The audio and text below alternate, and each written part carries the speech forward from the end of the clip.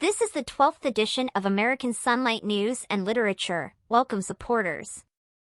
Yes, you guessed it, we are bracing for the establishment and media vultures and their allies, the latter of which are mostly blissful ignoramuses, to circle around our friend Mark Green's Federal Way City Council campaign, waiting for the slightest misstep or excuse to try to render his campaign unwinnable.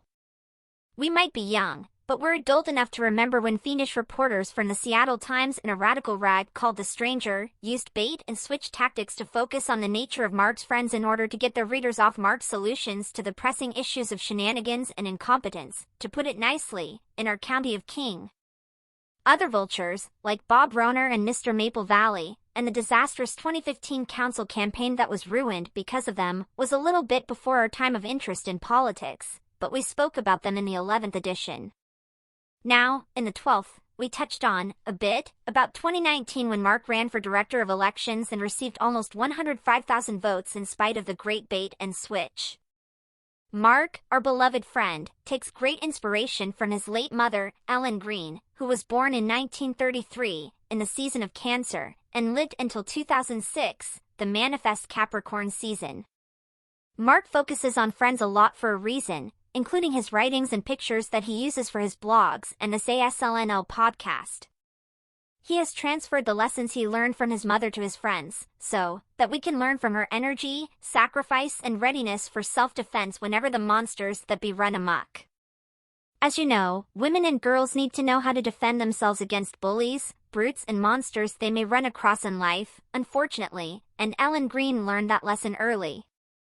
In circa 1952, when a teenager, she was cornered by a man in the city of Detroit, Michigan, but fought him off and finished the fight with a chair over the older man's head.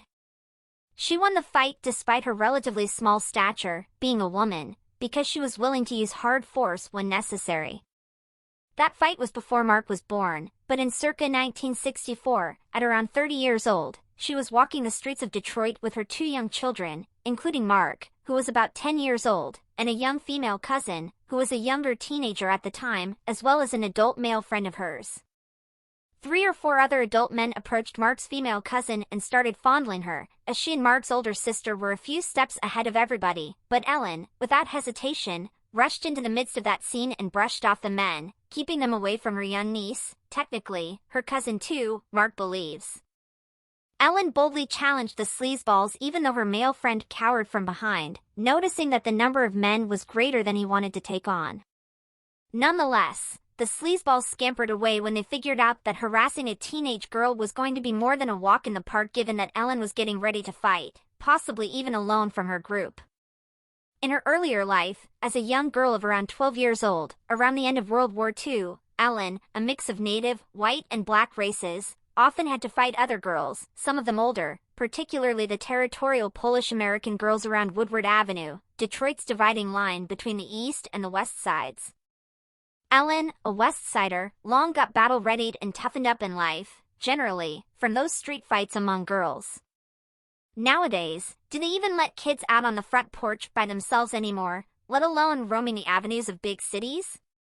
Keeping kids pent up and unable to experience life independently is a recipe for being sheltered even as adults and unprepared for challenges in the future. We can learn from Ellen Green and other strong women and girls.